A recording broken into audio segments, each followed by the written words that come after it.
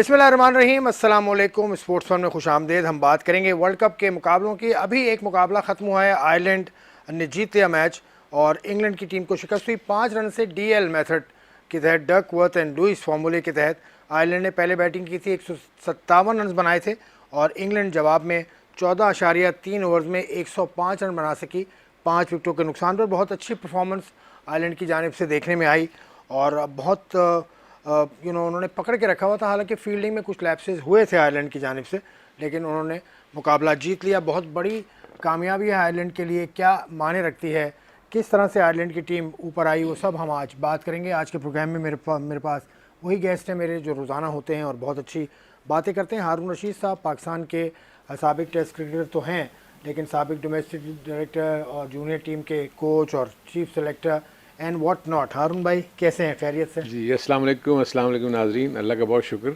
I think और उनके साथ उनसे यंगर हैं और लेकिन अपनी जो जिम्मेदारियां निभाते हैं सहाफ़ती, उसमें यंग नहीं है, उसमें काफ़ी इनको अरसा हो चुका है और काफ़ी मंझे हुए सहाफ़ी हैं पाकिस्तान के स्पोर्ट्स के और न्यूज़ वन चैनल के सीनियर रिपोर्टर भी हैं। बदियू जमा साहब, अस्सलाम वालेकुम वरहमतुल्लाहि वबरकातुहू। वालेकुम अस्सलाम, कैसे हैं? खैरियत से? आज कोट कहाँ है आपका? आज कोट मैंने कहा आज आप बगैर कोट के, मैं कोट में अकेला होता हूँ, अच्छा नहीं लगता। मैंने कहा कोट हो तो तीनों का हो, ना हो तो तीनों का ना ये हो। अपनी तरफ से आपने बना ली बात। नहीं अच्छा नहीं लगता ना, एक बंदा कोट पहना हुआ। कोट पहन के आएंगे, बस कल से आप कोट पहन के आएंगे। आयरलैंड मैच जीत गया, आपको उम्मीद थी जीतेगा? 5 रन से जीता, DL मेथड पे जीता, लेकिन उम्मीद थी आपको आयरलैंड से? देखिए, जिस तरीके से आयरलैंड ने अपनी बॉलिंग शुरू की थी और 158 रन का वो था, इंग्लैंड बहुत फंस के खेल रहा था। उनके जो ओपनर थे वो जल्दी आउट हुए। उसके बाद जो डेविड मिलान थे, उनको आप देखेंगे उन्होंने बहुत ही सुस्त बैटिंग की और किसी मौके पे ऐसा नहीं लग रहा था ये वही डेविड मिलान है जो अक्सर जो है वो बॉलर्स के लिए वबाले जान बन जाते हैं और बड़ी वो स्ट्रॉन्ग हिटिंग करते हैं। लेकिन उनके बॉलर ने जो है इतना जोर नहीं लगाया, सिर्फ लाइन और लेंथ से बॉल कर रहे थे। उनका मैं एक लेग स्पिनर देख रहा था, उसने बहुत ही क्लास की बॉलिंग की है। हालांकि एक ओवर में उनको रन्स बने, लेकिन 2 ओवर में उन्होंने जो है इनको बिल्कुल फंसा के रखा हुआ था। तो ये जो मोइन आए तो थोड़े से रन निकले, वरना जब हैरी ब्रोक और मिलान खेले थे तो उनका रन रेट जो है 6 साढ़े। ब्रोक और मिलान जब खेल रहे थे तो तब तो 2 कैच भी बड़े आसान मिस हुए थे। कैच भी छूटे हैं और उस वक्त जो है इनके रन रेट जो है 6-7 से ऊपर जा ही नहीं रहा था। तो वहाँ उनकी फील्डिंग भी बड़ी उन्होंने क्लास की है, बॉलिंग भी बड़ी क्लास की है। मेरे ख्याल में अब जो नई टीमें जो ऊपर आ रही हैं आसिफ भाई, मेरे ख्याल में वो उनको आप आसान नहीं समझ सकते कि हम वो आसान होगी हमारे लिए किसी के लिए। तो मेरे ख्याल में आयरलैंड ने बहुत अच्छी क्रिकेट हो गया। आपका तजिया पूरा हो गया, अब आप जा सकते हैं। नहीं, क्योंकि कल पाकिस्तान का जिम्बाब्वे से मैच है ना, वो हम बात करेंगे यार। मैं बात कर रहा इसलिए हूँ, आप असल में जो रिपोर्टर होता है ना, पूरी रिपोर्ट कर देते हैं आप, तो ज़बरदस्त, बेहतरीन। ये बताइए, आयरलैंड की टीम जो इन्होंने भी बताया कि हैरी ब्रोक्स खेल रहे थे और उस वक्त उनके कैचेस भी बड़े मिस हुए। देखिए, एक चीज़ तो तय है कि इस कॉन्टेस्ट में फील्डिंग का एक बहुत बड़ा इंपॉर्टेंट रोल है। जो भी टीम अच्छी फील्डिंग करेगी, कम से कम गलतियां करेगी, उसके चांसेस ज़्यादा हो जाते हैं कि वो मैच पर हावी हो। लेकिन ओवरऑल अगर आप इस कॉन्टेस्ट को देखते हैं तो इंग्लैंड ने टॉस जीतकर जो इनको पहले बैटिंग करने की दावत दी, उसमें रीज़न मौसम था। वो समझते कि बारिश की वजह से किसी वक्त भी मैच डिस्टर्ब हो सकता है, तो सेकंड टाइम हम आके जो भी हमें रन रेट मिलेगा उसको हम करने की कोशिश करेंगे। लेकिन जो गलती इंग्लैंड ने की वो उनको इतने रन्स करने दिए, यानी 158 रन्स। देखिए, अभी तक हम जितनी भी क्रिकेट देख रहे हैं, कोई भी टीम 155 160 रन्स कर रही है, वो एक फाइटिंग टोटल है, because of the pitches, nature of the pitches, जिसमें बॉलर्स को थोड़ी हेल्प मिलती है। और आज भी आप देखें कि इंग्लैंड ने अपने 10 ओवर्स में बहुत ज़्यादा शॉर्ट बॉल्स किए, जिसकी वजह से वो उनको ये रन्स हो गए। वरना जो आयरलैंड की टीम अच्छी टीम है, ऐसा नहीं कि वो टीम बुरी, लेकिन क्योंकि लेंथ बॉल ज़्यादा नहीं की गई, उनको मौके मिल गए और उन्होंने 157 या 158 जो भी उन्होंने टारगेट सेट किया। वेयर एज दूसरी तरफ जब आप आयरलैंड की बॉलिंग को देखते हैं, आयरलैंड की बॉलिंग ने वो काम दिखाया जो इंग्लैंड के बॉलर्स को दिखाना चाहिए था शुरू में। इन्होंने बिल्कुल लेंथ बॉल की है और बिल्कुल भी शुरू में मौका नहीं दिया बैट्समैन को ओपन अप होने का। और दूसरी तरफ ये भी आप देख रहे थे कि पिच थोड़ा सा डिफ़िकल्ट बिहेव कर रही थी सेकंड टाइम की, कोई ऑकवर्ड बाउंस हो रहा था, कोई लो रह रहा था, जिसकी वजह से स्ट्रोक मेकिंग मुश्किल थी। लेकिन जो टेक्टिकल गलती इंग्लैंड ने की उसका ये था कि जो डकवर्थ एंड लुइस का जो आपको एक चार्ट मिल जाता है at the end of the inning, उसमें आपको पता होता है कि आपने हर ओवर की किस बॉल के ऊपर कितने रन्स करने चाहिए और कितने विकेट्स गिरी हुई होनी चाहिए। जो आयरलैंड का सबसे बड़ा फायदा ये हुआ कि वो विकेट्स लेते हैं। जैसे ही आप डकवर्थ एंड लुइस मेथड में आप विकेट्स लेते जाएंगे, वो 10 से 15 रन या 20 रन का एकदम से जंप आ जाता है, जिसको फिर मेकअप करना आने वाले बैट्समैन के लिए मुश्किल होता है। जैसे कि आपने देखा होगा कि मोइन अली ने आके कोशिश की, लेकिन वो फिर भी 5 रन कम रह गए। या Andy man of the match हुए हैं, 62 रन उन्होंने बनाए थे, 47 गेंदों पर बनाए थे 62 रन। इनके जो प्लेयर्स हैं बदीव जमा, ये ज़्यादातर इंग्लिश काउंटी में खेलते हैं, सभी तकरीबन खेलते हैं एक दो को छोड़ के, तो ये भी एक वजह है कि ये इंग्लिश जो खेल है उसको समझते भी हैं। बिल्कुल, ज़्यादातर वही है आसिफ भाई, जब इंग्लिश काउंटी वहाँ जाकर खेलते हैं उनको पता होता है कि हमने किस तरह से खेलना है। और अब वो चीज़ नहीं रही, आप किसी भी टीम को हल्का नहीं समझ सकते। और वहाँ जो भी प्लेयर हैं, और T20 की क्रिकेट में वही है कि जिस दिन जिसका दिन अच्छा हुआ वो खेल लेगा। तो अब उस यंग लड़के हैं, इनके ज़्यादातर यंग लड़के हैं एक दो के अलावा, तो वो यही होता है, उनमें स्प्रिट है जिसकी वजह से वो खेल रहे हैं। बॉलिंग में आप देखेंगे उन्होंने जिस अंदाज से बॉलिंग की, बैटिंग में जिस अंदाज से उन्होंने बैटिंग की, तो अब यही है कि जो उस दिन T20 वाले दिन अच्छा खेलेगा, अच्छा परफॉर्म करेगा, अच्छी बैटिंग करेगा, तो इनको फ़ायदा ज़रूर इंग्लिश काउंटी से हुआ है। वहाँ जाके जब बड़े प्लेयर के साथ खेलते हैं, क्योंकि इंग्लिश काउंटी में आपको मालूम है कि बड़े प्लेयर आके खेलते हैं, तो वहाँ से आपको सीख लेते हैं। आप ड्रेसिंग रूम में उनके साथ शेयर कर रहे होते हैं, उनके साथ फील्ड में होते हैं, तो पता चलता है कि हमने बैटिंग कैसे करनी है, हमने बॉलिंग कैसे करनी है, और आपने चीज़ों को किस तरीके से मैनेज करना है। तो मेरे ख्याल में आयरलैंड की टीम जो है दिन ब दिन आप देखेंगे बहुत ज़्यादा ऊपर आती जा रही है। तो आज उन्होंने अच्छी क्रिकेट खेली है, लेकिन इंग्लैंड मेरी समझ में नहीं आया कि शुरू में भी बारिश थी, और फिर ये भी था कि हो सकता है कि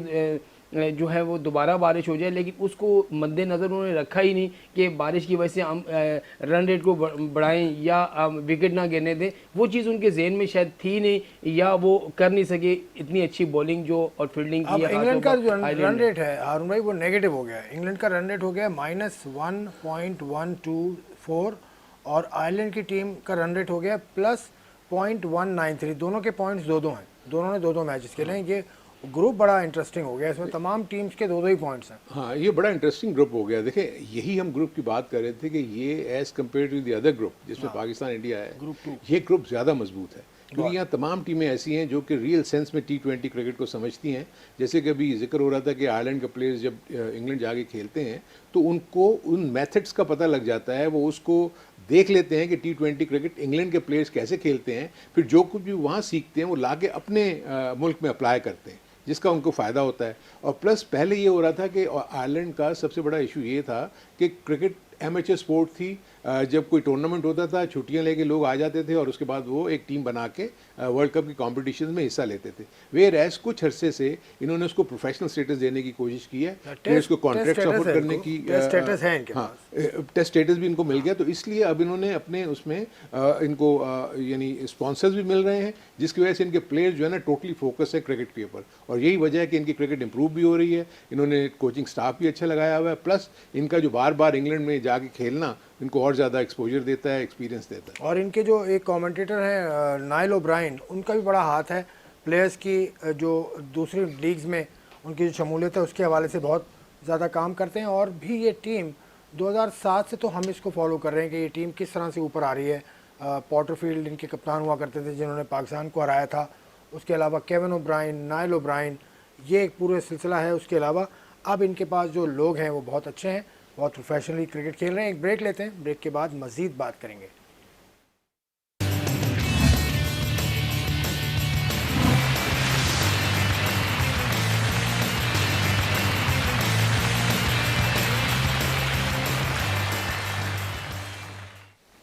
welcome back to sports fun. Haroon भाई ये बताइएगा कि हारून भाई कि किस तरह से, एक आपने शुरू में भी बात की थी कि जो ओवरकास्ट कंडीशन है उसको भी देखा गया था, तो उसको देखकर क्या स्ट्रेटजी में तब्दीली की ज़रूरत थी इंग्लैंड को? नहीं, उसमें तो बिल्कुल ठीक था। टॉस जीतकर आपको अगली टीम को ही बैटिंग की दावत देनी होती है। उसका रीज़न ये होता है कि आप कि अगर बीच में बारिश हो जाए और जितने भी ओवर्स उन्होंने खेले हुए होंगे तो उस रन्स को सामने रखते हुए फिर जब दूसरी मरतबा बारी कर लेने आते हैं तो आप उसको चेज़ कर सकते हैं।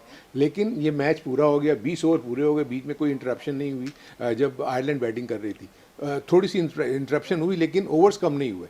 हालांकि आयरलैंड की टीम 19.2 ओवर्स में ऑल आउट हो गई, लेकिन 157 जो रन्स कर गए थे वो बहुत था। आई थिंक इंग्लैंड के जहन में यह था कि हम अर्ली स्टेजेस के ऊपर विकेट्स लेके और इनको प्रेशर डाल देंगे। वेयर एज इसका उलट हुआ, क्योंकि आयरलैंड ने अर्ली स्टेजेस में विकेट्स लेके इंग्लैंड को प्रेशर में डाल दिया।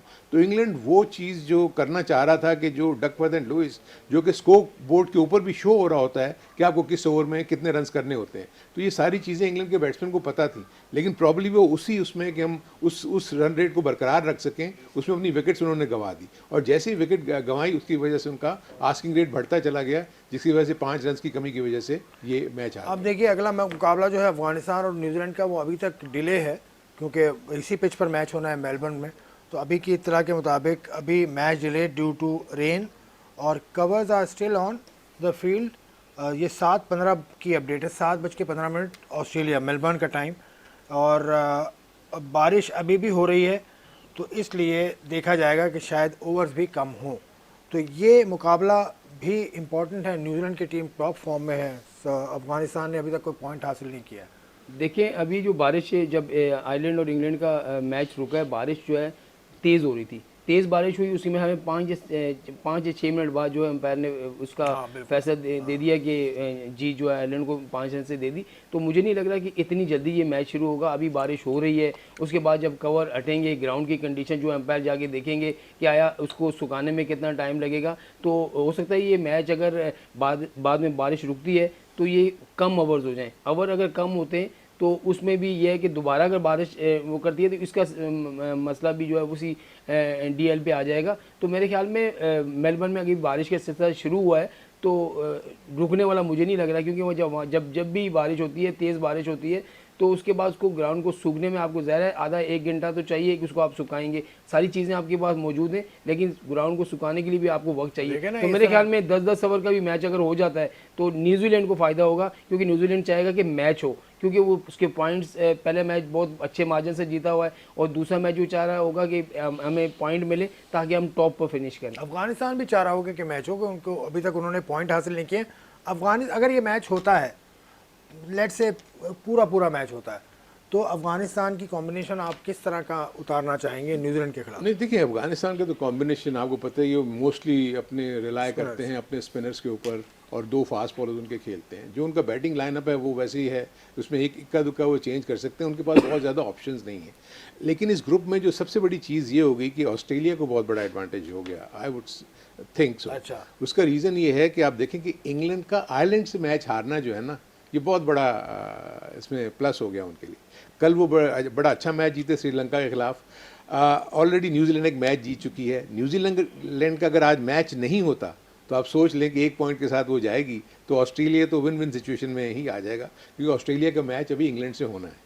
सो इसलिए ये ग्रुप बहुत ही इंटरेस्टिंग हो गया है, क्योंकि जूँ यहाँ मैचेस होते जाएंगे और कोई भी टीम यहाँ एक दूसरी टीम को अपसेट कर सकती है। देखिए श्रीलंका बुरी टीम नहीं है। आई थिंक कल अगर वो स्टॉइनिस की वो हिटें ना लगती तो मैं समझ रहा था कि जिस वक्त तक इन्होंने मैक्सवेल को आउट किया था तो इनका पल्ला भारी था, लेकिन जैसे ही आते ही वो उसका होम ग्राउंड भी था और उसने जो हिटें मारनी शुरू की और वो बड़ी कनेक्ट होनी शुरू हुई, तो जिसकी वजह से आई थिंक वो बड़ी अच्छी जीत उनको मिली। सो ये मैंने एक्चुअली इस वर्ल्ड कप से पहले ही एक ट्वीट किया था कि ये किसी का भी वर्ल्ड कप हो सकता है। वो इसका रीज़न ये है कि क्योंकि लोगों ने T20 खेल के अपने आप को बहुत अच्छी तरीके से तैयार कर लिया, चाहे वो छोटी टीम है या बड़ी टीम है, क्योंकि ऑन द डे आपको एक आध अच्छी इनिंग चाहिए, एक आध अच्छी फील्डिंग का आपको डिस्प्ले चाहिए, और उसके बाद अच्छी बॉलिंग का स्पेल चाहिए, तो आप दूसरी टीम के ऊपर हावी हो जाते हैं, चाहे वो जितने मर्जी एक्सपीरियंस्ड हो। आज तो दूसरा आपकी बात करूँ, देखिए दूसरा ये है कि ऑस्ट्रेलिया की टॉप ऑर्डर फॉर्म में नहीं है।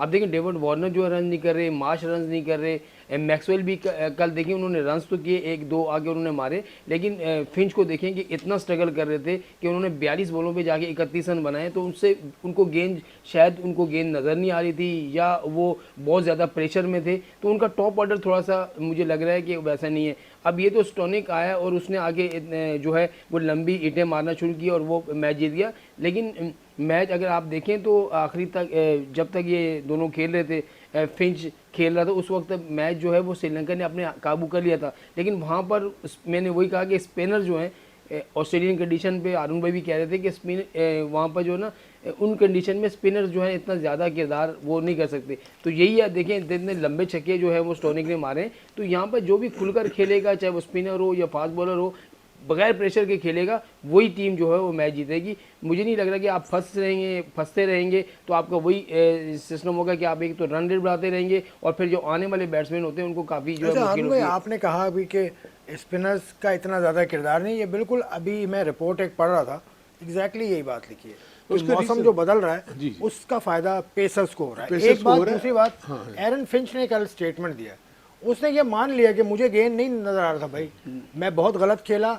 मतलब ये कैरेक्टर ज़रूरी होता है क्रिकेटर के नहीं, लिए। इफेक्ट आप बल्कि उसकी बैटिंग के दौरान नजर आ रहा था, वो जहां पर हिट मारना चाह रहा था गेंद वहां नहीं लग रही थी, और उसके बाद वो सिंगल लेके नहीं, ले लेकिन लेते। हमारे यहाँ होता तो वो कहते कि अल्लाह की मर्जी थी, ये तो अल्लाह की असल में मर्जी। आसिफ भाई होता ये है कि वक्त के साथ साथ आपकी जो आइज़ हैं वो अरुण भाई क्रिकेट खेलने को मालूम होगा कि जैसे जैसे वक्त गुजरता है बैट्समैन जो एज में उसकी बढ़ती रहती है तो उसको आइज़ का नहीं, प्रॉब्लम लेकिन होता है। कोई बैट्समैन आके मान ले, प्रेस कॉन्फ्रेंस में कल बोला हाँ, उसने। वो नहीं, वो बात सही। देखें, जब किसी बैट्समैन से बैटिंग ना हो रही हो तो वो ऑब्वियसली अपनी, जब इनफैक्ट आप देखेंगे फिंच अभी नहीं स्ट्रगल कर रहा, वो पिछले काफ़ी दिनों से स्ट्रगल कर रहा है अपना। उसने बैटिंग ऑर्डर भी चेंज किया है, कभी वो 4 पे भी आया, कभी 3 पे भी आया, और बाकी क्रिकेट से वो रिटायर भी हो गया है। अब T20 प्रॉब्ली उसका आखिरी वो होगा। सो अब ऑब्वियसली क्योंकि वो कैप्टन है, उसको खिलाना बहुत ज़रूरी है।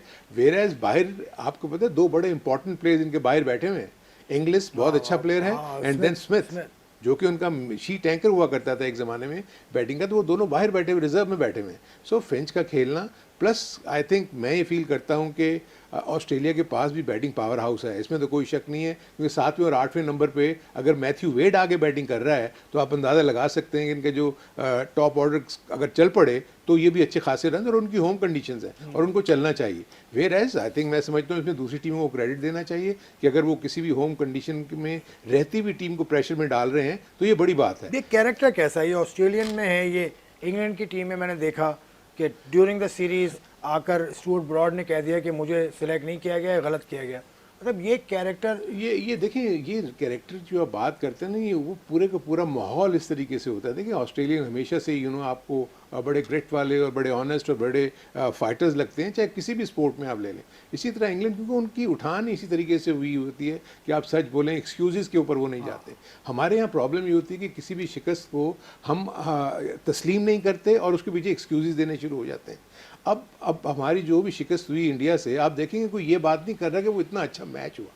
इंडिया अच्छा मैच खेल के हमसे जीत गई, हम यही कह रहे हैं कि फलाने को ओवर नहीं दिया, फलाने का ओवर नहीं रोका, फलाने का ये नहीं किया, तो हम एक्सक्यूज़ निकाल रहे होते हैं। वेयर एज क्रिकेट में मे बी अगर वो डिसीजन पे कर जाता जो सेकंड लास्ट ओवर किया था हारिस रऊफ ने, अगर वो 2 आउट कर जाता तो कहते वाह वाह क्या बाबर ने कप्तानी की, उसको ले आया और उसने विकेट्स ले लिए। लेकिन उसको आखिरी 2 बॉलों में छक्के पड़ गए, वो नीचे आ गया, उसको नवाज से बॉलिंग नहीं हो सकी, उससे फास्ट बॉलिंग करा दी।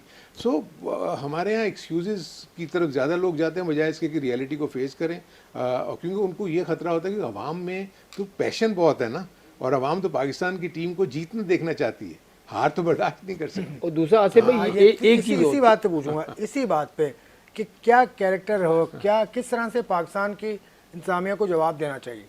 पहले अपनी बात में नहीं, पहले मैं ये कह रहा हूँ कि देखिए जैसे हम कहते हैं ना कि हमारे प्लेयर जो हैं वो टीम में आते हैं तो चिपक जाते हैं, वो चाहते हैं कि जब तक हमें कोई खुद ना कहे कि जाओ उस वक्त तक नहीं जाते। लेकिन दूसरी कंट्री के प्लेयर, चाहे वो आप डिविलियर की मिसाल आपके सामने है, सिर्फ डिविलियर्स की बात कर रहे हो या मैं प्लेयर्स की बात कर रहा हूँ, कोचेस तो आपको कोचेस का भी ये हाल है और प्लेयर्स का भी। डिविलियर्स की मिसाल आपके सामने है, अभी फिंच को उसने देखा कि मुझसे जो है वो रन्स नहीं हो रहे, बोला भाई कल नहीं रन्स नहीं हो रहे, उसने वनडे क्रिकेट छोड़ी, उसने टेस्ट क्रिकेट छोड़ी, और ये T20 वर्ल्ड कप के बाद हो सकता है वो T20 भी छोड़ दे। तो वो देखते हैं कि जब हम टीम के काम नहीं आ रहे या हमारी आइज़ जो है हमारा साथ नहीं दे रही, या उस जैसे हम पहले बैटिंग करते थे या जिस तरह की चीज़ें करते थे वो नहीं हो रही, तो वो खुद ही क्रिकेट छोड़ के चले जाते हैं। लेकिन हमारे यहाँ ये है कि हम चाहते हैं कि अगर मैं 22 साल भी क्रिकेट खेला हूँ तो मैं 23वां साल भी खेलूँ, और यही हमारे कोचेज़ का हिसाब है कि आपने कोच रख दिया तो 3 साल का अगर उसके साथ कॉन्ट्रैक्ट है, वो चाहता है कि 3 साल और हो जाए। तो मेरे ख्याल में हमें ये चीज़ों से निकलना पड़ेगा।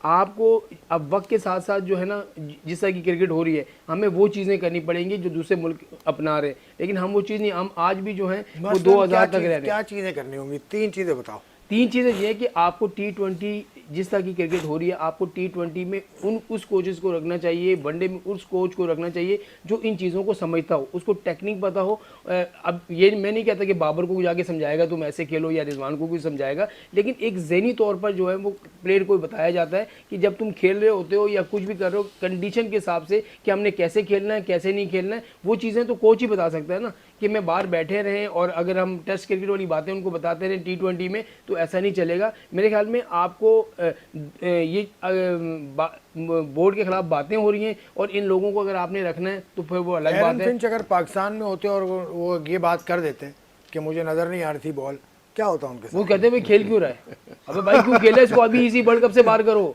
ये तो जो खुद ही कह रहा है कि भाई वो इसको वर्ल्ड कप आप अगर रिपोर्टर होते, सामने बैठे होते, मैं पाकिस्तानी होता, यकीन माने क्या करते आप? यही है, मैं कहता भाई ये खुद कह रहा है कि मुझे नजर नहीं आ रही, तो इसको चीफ सिलेक्टर ने सेलेक्ट क्यों किया है, इसको तो बाहर कर देना चाहिए। ये हमारे ये है, ये चीज़ है। हालांकि एक बंदा सच बोल रहा है, उसने आगे कह दिया कि भाई मुझे गेंद नजर नहीं आ रही थी, अपनी गलती तस्लीम कर रहा है। लेकिन हमारे यहाँ ये है कि हम सब कुछ कर भी रहे होते हैं, फिर अपनी गलती तस्लीम नहीं करते। आई थिंक वो जो बात आप कह रहे हैं ना, वो ये कह रहे हैं कि उसको नजर नहीं आ रही, उसके कहने का मकसद ये था होगा, जो मैं फील करता हूँ एज ए बैट्समैन, सही कि तरह से मैं बॉल मतलब उसको जज नहीं हो रहा। मैं जज नहीं कर सका चीज़ों को, और मैं जहाँ जो चीज़ करना चाह रहा था वो नहीं हो सकी।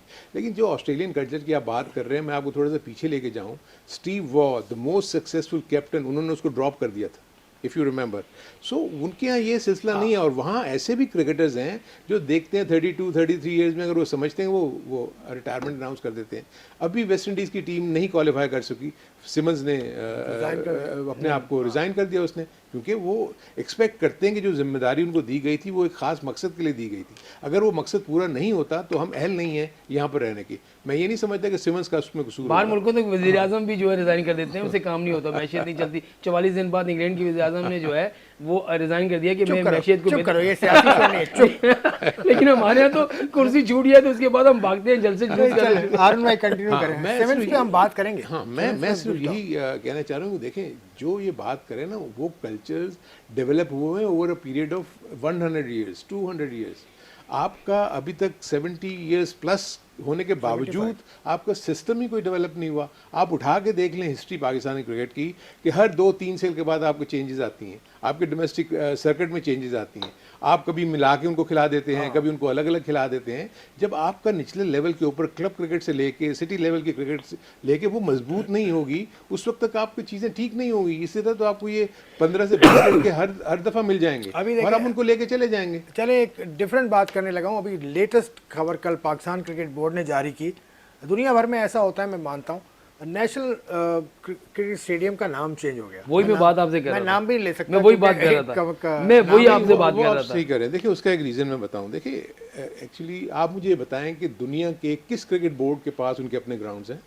किसी भी क्रिकेट बोर्ड के पास अपना ग्राउंड है, बहुत कम। उसका रीज़न ये है कि वो स्टेट के ग्राउंड हैं, स्टेट के ग्राउंड्स। एग्जैक्टली, मैं वही कह रहा हूँ ना कि हमारा कल्चर किसी भी तौर के ऊपर, आपका Pakistan cricket board A to Z cricket चलाता है, जो दुनिया में कहीं नहीं है। बिल्कुल।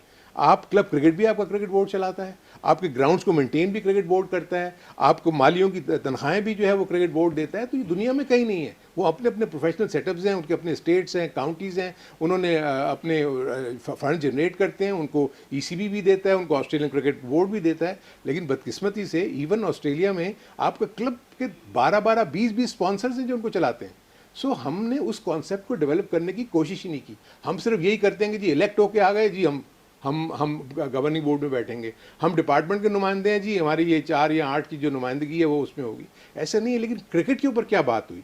तो अगर ये नेशनल स्टेडियम अगर दिया होगा, मुझे अभी ये नहीं पता कि वो किस कॉन्ट्रैक्ट क्या हुआ है उसमें, उसकी जिम्मेदारियां क्या हैं, उन्होंने नाम लेके मे बी मुझे जो फिगर पता चली है, which is not confirmed, which I am not confirming, कोई 23-24 करोड़ रुपए का हुआ। उसमें ही होगा ये कि देखें ना, साल इस वक्त पूरे स्टेडियम की साल का हुआ है। अपकीप, पूरे स्टेडियम, आपको पता है कि इस वक्त आपके ग्राउंड्स को रेनोवेशन और रिफर्बिशिंग की कितनी ज़्यादा ज़रूरत है।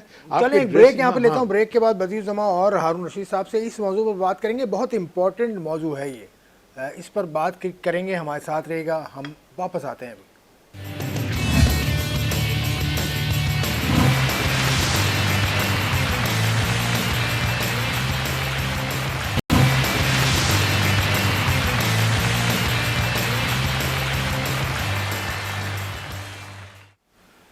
Welcome back to sports one. World cup का सिलसिला जारी है। अफगानिस्तान और न्यूजीलैंड का मैच अभी तक शुरू नहीं हुआ है, अभी तक उसका आगाज़ नहीं हुआ। तो हम जो बात कर रहे थे वो पाकिस्तान क्रिकेट बोर्ड ने नेशनल क्रिकेट स्टेडियम को उसकी मार्केटिंग करते हुए एक कंपनी, एक बैंक को दे दिया है, जो कि चंद सालों के लिए उनको काम करेगा। हारून भाई इस पर बात कर रहे थे। पाकिस्तान क्रिकेट बोर्ड और भी कुछ ग्राउंड्स के हवाले से इस तरह के ख्यालात रखता है। लाहौर का ग्राउंड नहीं है उसमें शामिल, कज़ाफ़ी स्टेडियम नहीं है शामिल, क्योंकि कज़ाफ़ी स्टेडियम हमारी मिल्कियत नहीं है, PCB की मिल्कियत नहीं है। हाँ, देखिए इसमें ये था कि जब एहसान मानी साहब थे चेयरमैन, तो उस वक्त से ही ये सिलसिला शुरू हुआ था, क्योंकि जब ये नया सेटअप आया था तो कोशिश ये की गई थी पहले कि डिपार्टमेंट्स को कहा जाए कि वो एसोसिएशन के साथ आके मिलके बैठ जाएं, एक मैनेजमेंट कमेटी बन के, और इसको आप क्रिकेट को चलाएं।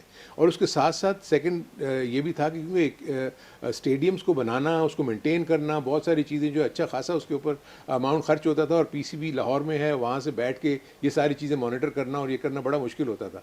तो उसके जो चीज़ें जहन में यही आई थी कि बाहर के ममालिक में भी आप देखते होंगे कि ग्राउंड जो हैं वो किसी के हवाले कर देते हैं अंडर MOU, जिसमें ये सर्टन चीज़ें जो हैं वो तय हो जाती हैं कि आप इसमें क्या क्या कर सकते हैं, क्या क्या नहीं कर सकते, और जब क्रिकेट बोर्ड को ज़रूरत होगी तो वो उसको क्या क्या करेगा।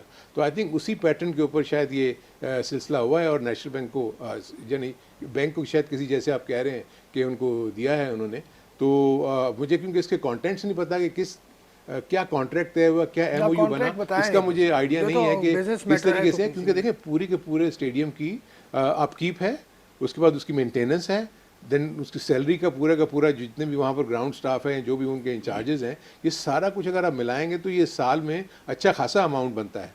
तो वो देखते हुए, प्लस मेरे अपने नज़दीक मैं तो ये फील करता हूँ कि आपके क्रिकेट ग्राउंड्स अब मॉडर्न डे क्रिकेट की रिक्वायरमेंट को पूरा नहीं करते। आपके ड्रेसिंग रूम्स छोटे हैं, क्योंकि पहले 15-16 की टीमें आया करती थी, अब 30-30, 32-32 स्क्वाड आता है, क्योंकि साथ सपोर्ट स्टाफ भी उतना ही होता है जितने के आपका स्क्वाड होता है 15 का या 16 का।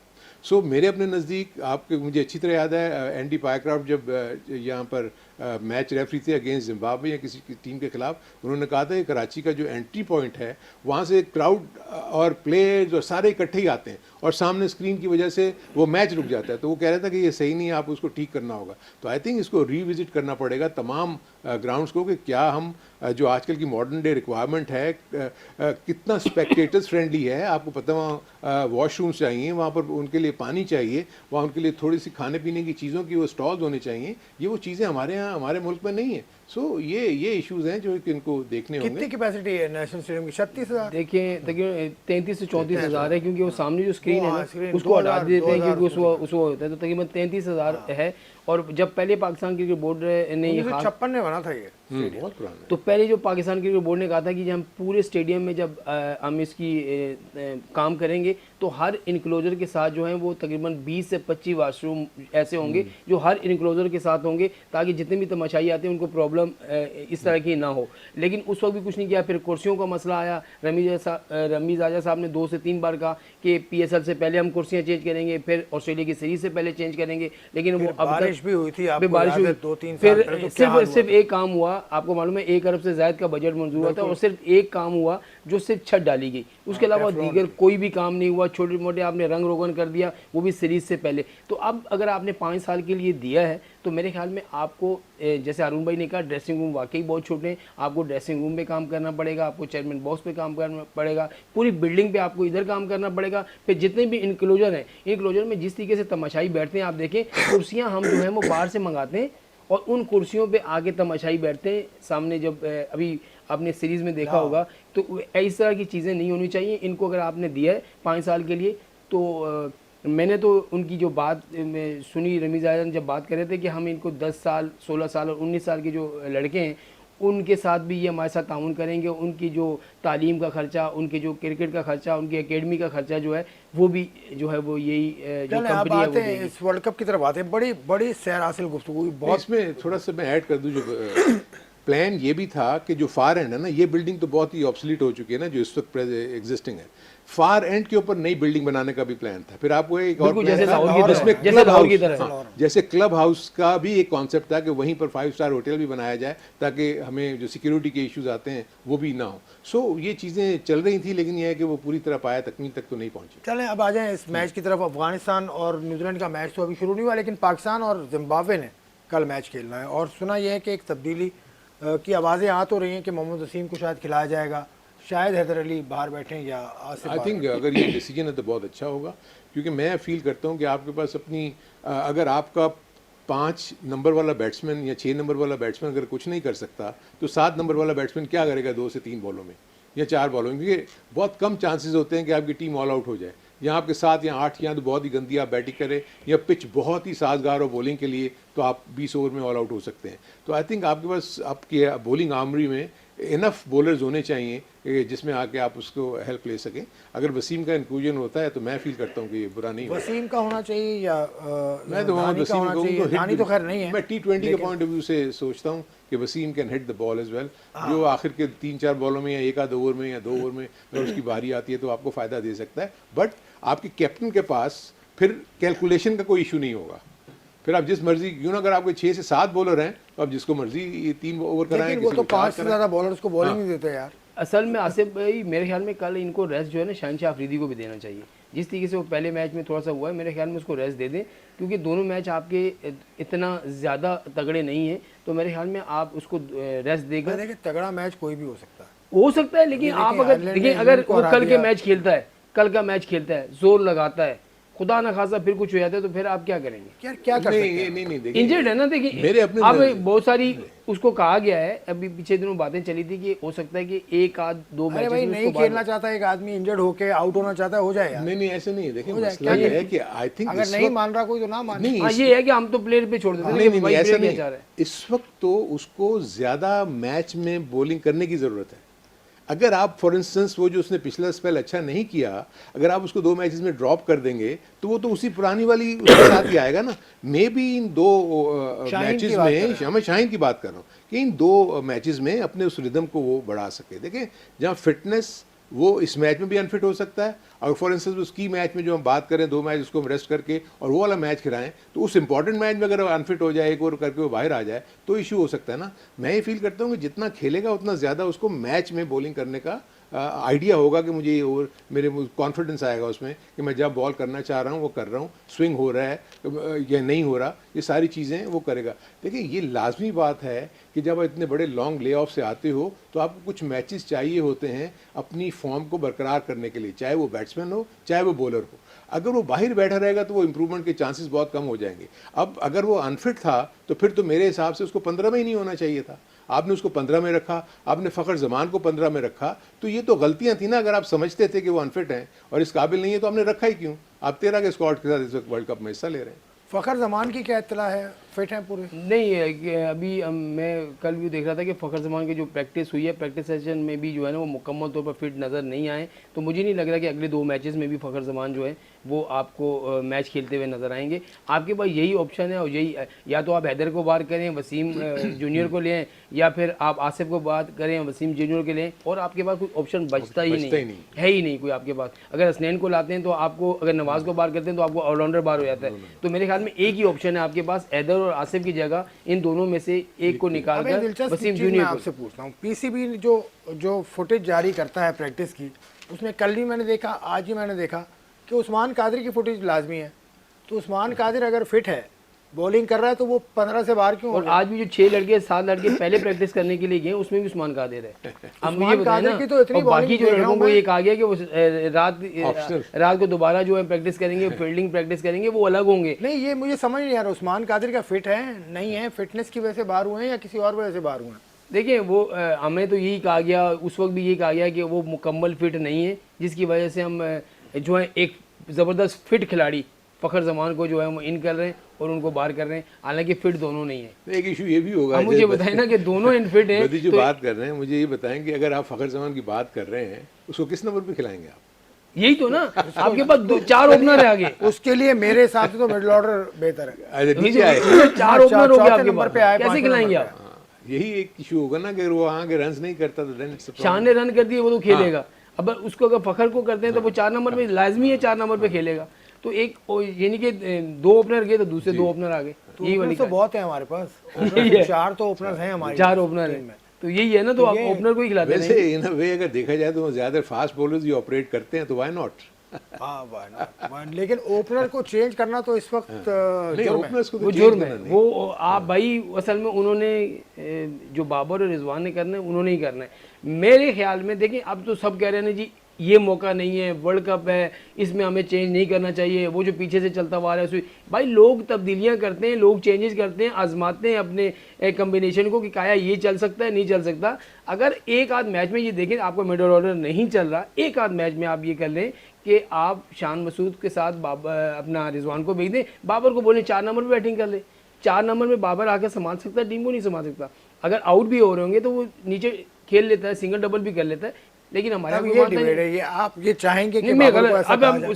सब ये कहेंगे नहीं चेंज होना चाहिए, सब ये कहेंगे। ये चीजें विनिंग जो- कॉम्बिनेशन या नहीं, कोई और ये जो तसलसल? चीजें वधी कह रहे हैं ना, ये होनी चाहिए थी जो 7 मैचेस या इंग्लैंड के खिलाफ हुए थे।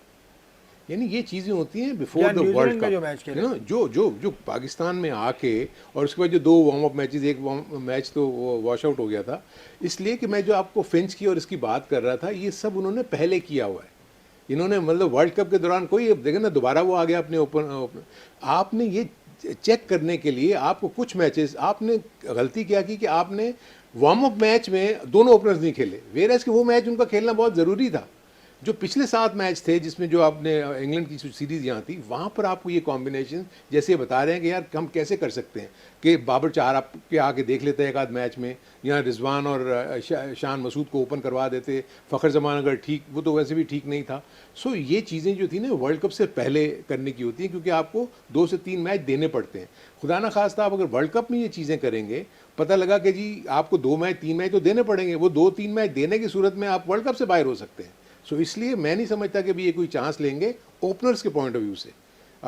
ये फ़खर जमान अगर फिट हो जाता तो मे बी उसको नंबर 4 पे वो खिला लें, लेकिन मैं नहीं समझता कि ये रिजवान और बाबर अपनी ओपनिंग स्लॉट को तो ये किसकी जिम्मेदारी थी? ये हेड कोच की जिम्मेदारी थी? यस, थिंक टैंक की जरूरत थी, इवन इंक्लूडिंग कोचेस। टैंक में देखिए कौन-कौन अभी होता है? बदी एक बात है, आप भी यही बात कर रहे थे कि उनके प्लेयर्स खुद आके कहते हैं, यू नो, एक कैप्टन और रिजवान को खुद आगे कहना चाहिए था कोच को कि यार हम क्यों ना ये कॉम्बिनेशन करके देख लें, क्योंकि हमारे आगे ये 7 मैच हैं, इसको हम इस्तेमाल करते हैं। हार जीत का तो कोई मसला नहीं था, आपने वर्ल्ड कप का कॉम्बिनेशन बनाना था। तो आप वेरियस बैटिंग ऑर्डर्स के जरिए, वेरियस बॉलिंग ऑर्डर्स के जरिए आप अपनी बहुत सारी चीज़ों को ठीक कर सकते थे। सो मेरे नज़दीक वो मौका इन्होंने ज़ाया किया। वर्ल्ड कप जो क्रंच टाइम है उसमें आपकी एक भी गलती जो है आपको वर्ल्ड कप से बाहर कर सकती है।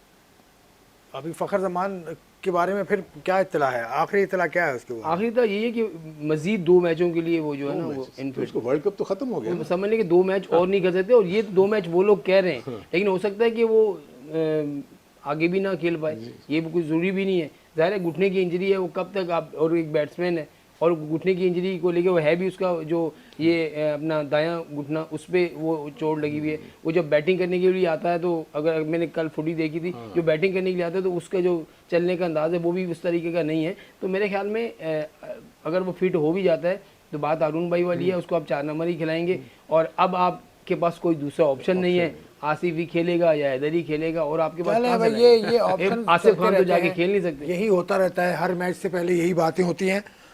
तो पाकिस्तान क्रिकेट बोर्ड की इंतज़ामिया ने, हारून भाई ने भी ये कहा, बादी ने भी ये कहा कि वो मौका ज़ाया कर दिया कि जहाँ चांस देना था, क्योंकि अंग्रेज़ी में एक कहावत है, preparation of war is done in peace time. ये कहावत है, इसके अंदर सब कुछ है। खैर, हम कल मैच से पहले फिर हाजिर होंगे आपके सामने। उस वक्त के लिए इजाज़त, खुदा हाफिज़।